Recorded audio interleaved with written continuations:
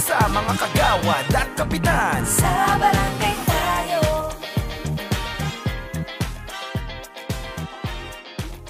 And welcome back sa Barangay Tayo. Ngayon po ay pag-uusapan natin ang barangay health workers sa kanilang mga duties and functions. At ngayon po kasama po natin si Miss Mirna Gaite. Isa po siyang BHW ng Barangay Highway Hills, Mandaluyong at tingnan nyo nga naman, presidente ng BHW ng buong Mandaluyong at NCR. Federation po yan, ha? Welcome, Miss BHW Mirna Gaite. Welcome po sa Barangay Tayo.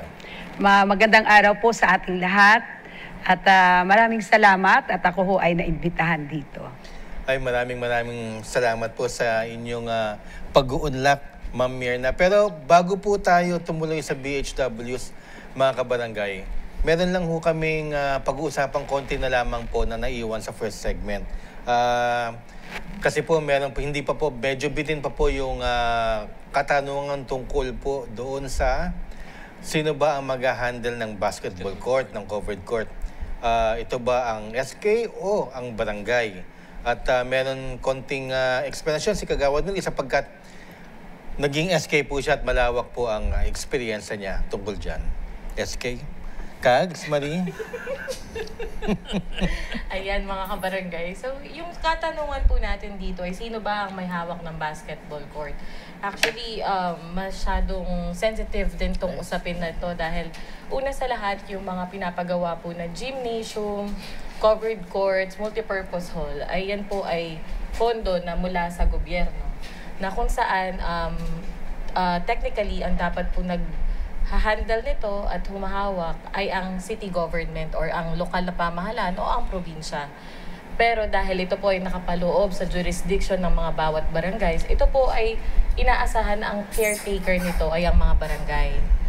Pero sa nagiging practice po, kung saan po yung lugar na kinabibilangan nito, yun po yung nag-handle nito. Sila po yung humahawak nito. For example, sa isang asosasyon, or sa isang neighborhood or sa isang purok, kung sino yung leader, yun po yung nag-handle. Yun po yung mga nakasanayan.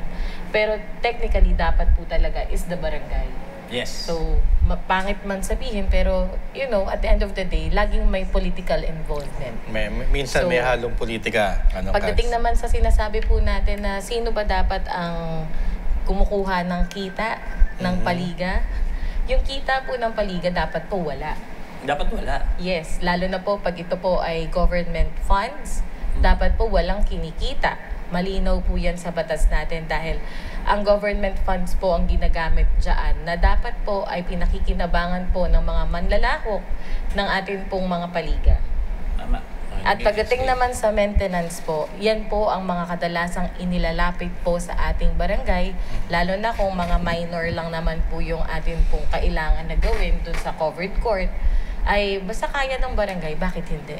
Pero usually nilalapit po ito, lalo na pag malakihan na, sa ating mga kongresista. Dahil sila po yung mas may budget pagdating po sa mga pagpapagawa at renovations po, pati po yung lokal na pamahalaan natin. Ayan, maraming salamat, Kags Marie. At least yung experience mo at saka yung medyo halong politika, yan ang realities na nangyayari sa ating barangay pagdating sa mga ganyang mga bagay. Tama ka dyan, Kags Butch. Last two questions para kay Cap Dondon sa sagot ni Cap. Cap, may nagtatanong, ang isang admin ba o secretary o treasurer ng barangay, pagka po nangampan niya at nag-file ng COC, dapat ba siyang manatiling sa kanyang trabaho o dapat automatic resign na po siya? Kagsmuch, matic resign kasi. Kapag nag-file ka ng COC, resign ka as treasurer o secretary. Kung lalabang ka, ha? So, dapat may bago kang treasurer o secretary. Ganun ho yun eh. Hindi na kailangan elaborate yun. Nasa batas naman po yun eh. Motu proprio yun eh. Matic resign. Yun po. Kasi marami nagtatanong, Kap, si Sec daw tsaka si admin minsan naka-standby pa sa barangay at sila pa rin ang pumipirma. Yun siguro ang kanilang iniisip na... Yung pag-standby, walang problema. Walang problema yun. Pero yung pagpirma, that's usurpation. Hindi yung malalagay yung sa admin yung kapitan. Pag gano'n. Kasi considered na wala na siya sa barangay. Opo. Hindi yung pwedeng pumirma. kahit ano. Basta, Unlike pag-elected na pagka tumakbo, nakaupo pa rin sila. opo, tama, Kags. That's different kasi appointment kasi yung sa secretary and treasurer and Oo, admin yes. compared dun sa mga officials natin. Officials. Alam ba, kapitan, tumakbong konsihal, hindi ho automatic resign yun. Okay? Pero yung treasurer sa secretary, matik yun. Ayan. Ma'am Mirna, last question na lang po ha. Kasi alam nyo, Okay lang. politika ngayon dahil election period na, no? Ang tanong kasi ng ating mga kabarangay at may tumatawag nga po sa akin mga kapitan tsaka mga kagawad na, Kagawad Butch, pwede ba kami mag-endorso? Pwede ba kaming sumama sa mga nais naming tulungan mga kandidato sa city o kaya sa national? Ano hong masasagot nyo dito? Anong kalakaran ninyo? By law and by tradition, Kags Marie.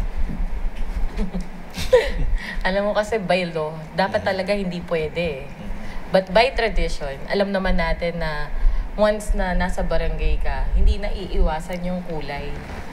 Actually, kahit nga magsuot ka nga lang ng kulay ng kalaban mababansagan ka na.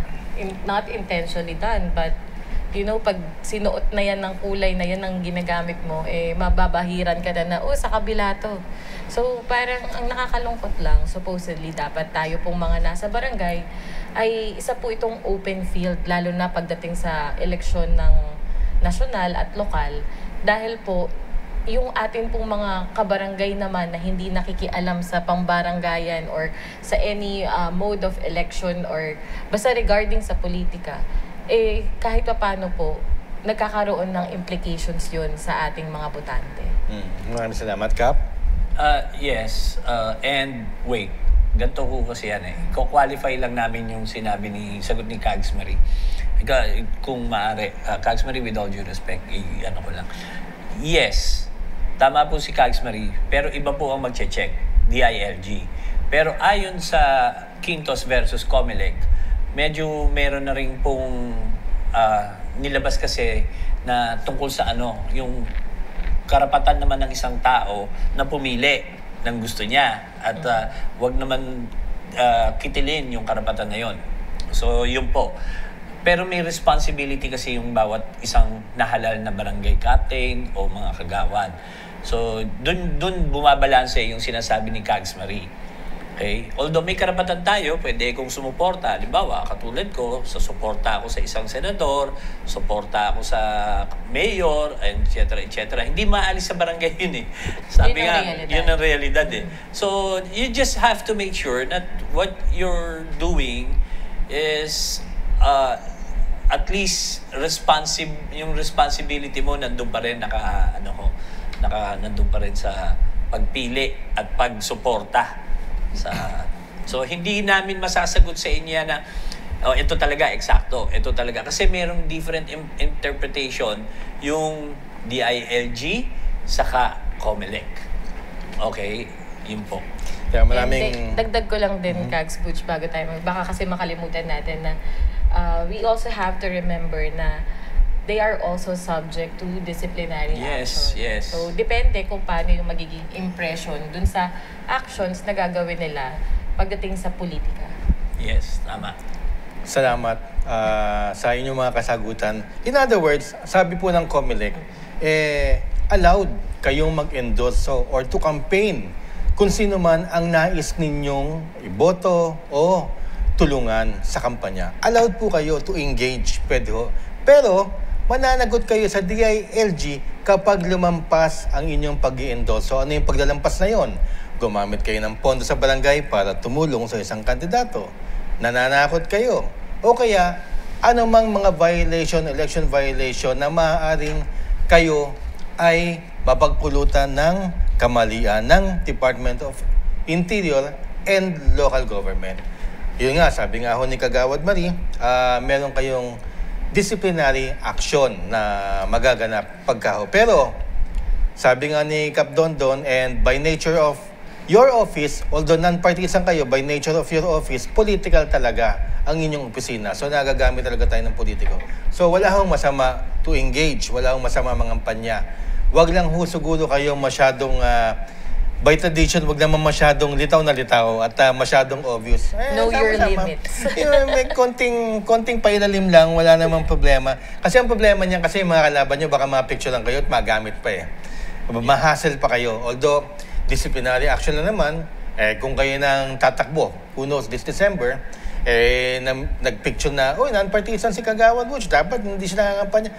Siyempre, istorbo pa yan. Kaya, simple lang ang ating pangangampanya. Di ba po, Ma'am Myrna?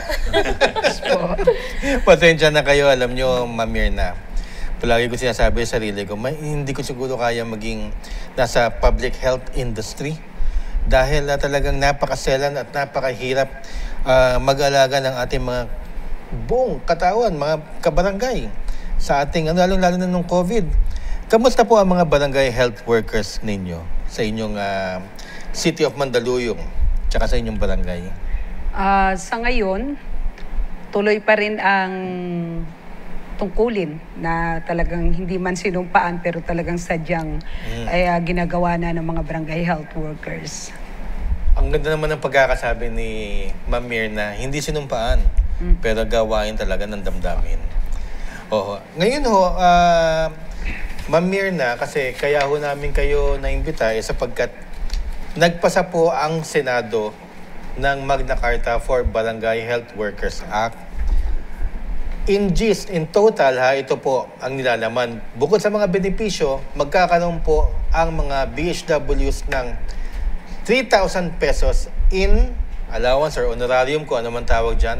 Pero hindi lalampas ng 5,000 pesos. Between 3 to 5,000 pesos magkakaroon po ang mga BHWs natin aside from benefits, mga perks at saka mga tulong na i-expect nila sa city and sa barangay government. Ano po nababalita nyo, Ma'am Myrna Dini? Batas na ho ba ito?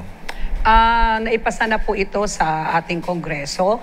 Naipasa na rin ito, nagkaroon na ho noong February 3 ng third reading. So ito po ay hinihintay na lang na makarating po sa opisina ng ating Pangulo Bongbong Marcos upang sadyang maisakatuparan na magiging batas ang para sa Magna Carta para sa BHW. Ma'am Myrna, masaya siguro ang ating mga BHWs tungkol din eh. Pero Kags Marie, di ba ang mangyayari naman halimbawa additional 3,000 but not more than 5,000 po, saan ho ba kukunin ang budget na yan para ibibigay sa barangay health workers? Ayon sa aming paliwanag ng Senado, ito ho ay kukunin sa Department of Health, pagtutulungan ng bawat LGU.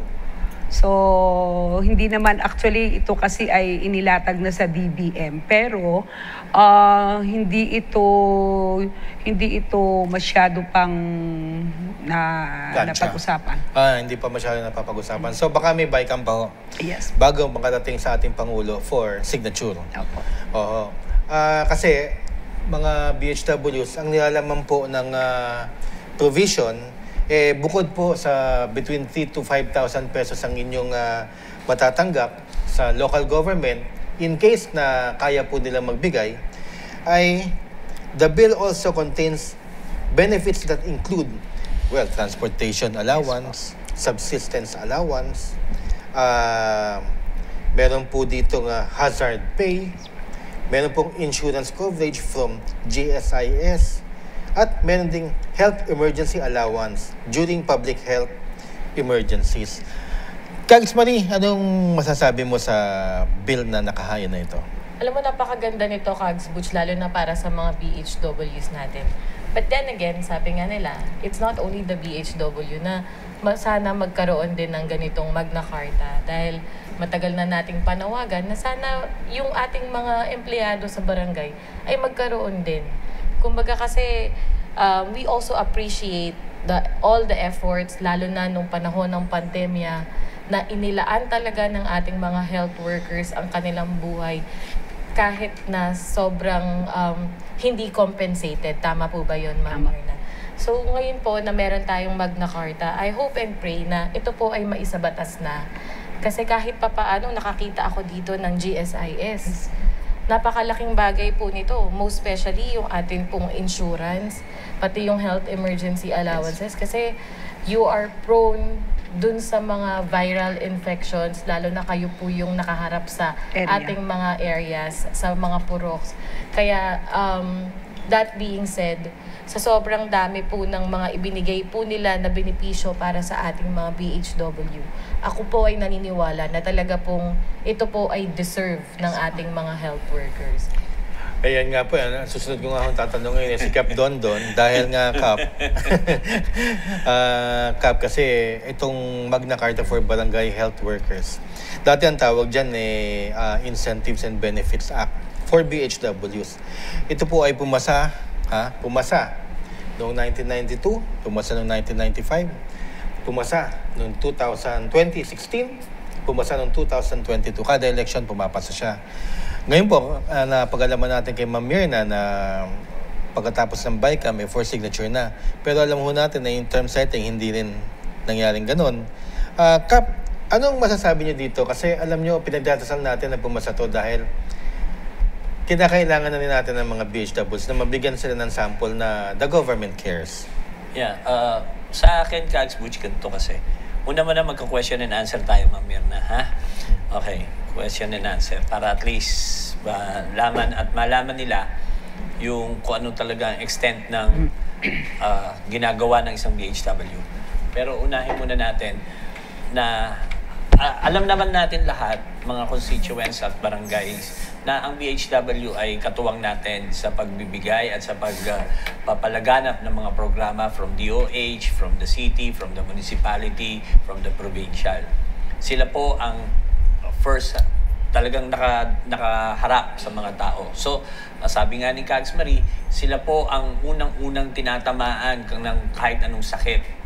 Di po ba?